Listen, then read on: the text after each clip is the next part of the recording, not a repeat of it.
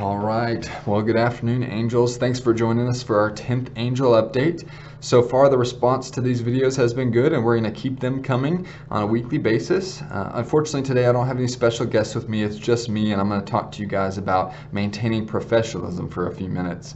It should be a short video, so please stay tuned till the end. We've got an event reminder coming up as well. But first of all, with professionalism, the main thing to remember is that you are an employee of Visiting Angel, and your client is a client of Visiting Angels. So the overriding relationship is bound by the terms and conditions of our policy and procedure handbook, as well as our client service agreement. So we want you guys to remember that at all times you're representing our company to our clients, and even when you get to be really familiar with your client, you're a really valued friend, or even feel like a close family member to your client, you're still representing Visiting Angels as an employee, and we want you to remember not to blur those lines. When we blur the lines, we experience some uncomfortable situations sometimes. And so an example of this is when you might accept a tip or a gift from a client.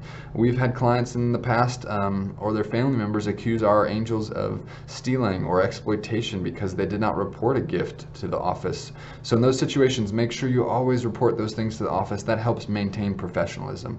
Another example would be when we get too comfortable with our clients, they might ask for sexual favors or illegal behavior that is certainly something we cannot do. So that's another reason to maintain professionalism. If that ever happens, make sure to refer back to the office immediately. You can tell them I am not allowed to do that. If you want to talk to the office about that, you can, but they will not allow me to do that. And always, use the office as something to lean back on. If you want to say, I'm worried I'll get in trouble with my boss if I do this, you can always give that excuse to a client if you're in an uncomfortable situation.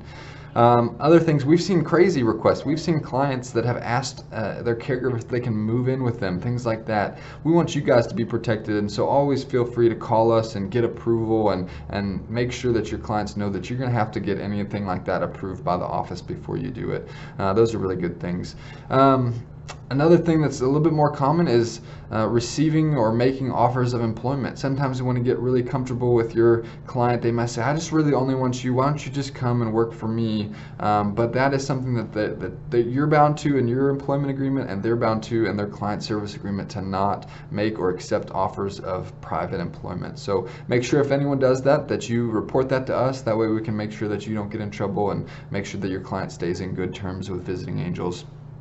One of the things that often leads to this blurring the lines of professionalism is communicating with your client outside of the normal time of your schedule or your visit, or doing things for them after hours. It kind of blurs the lines there. So make sure that you're not doing any of those things. Make sure you're sticking to working with your client and communicating with them during the times that you're working with Visiting Angels. And if you ever need to get anything else approved, call us. And so that's the last thing that I want to remind you guys of. First, remember that you're always representing Visiting Angels, but second, if you're ever in an uncomfortable situation, make sure that you just call us and get something approved like that. We always want to help you, protect our clients, and so that's our main goal. So please just reach out to us if you have any concerns like that with your clients.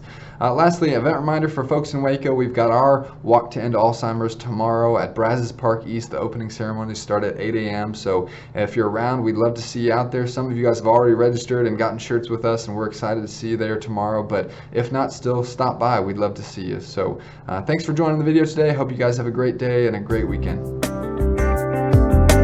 Visiting Angels, America's choice in home care.